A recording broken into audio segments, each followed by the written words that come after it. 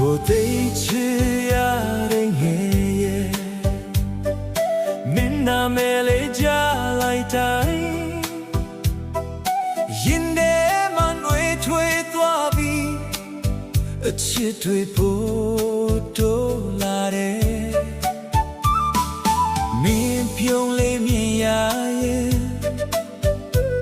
ပင်ပန်းမှုတွေပြောင်းသွား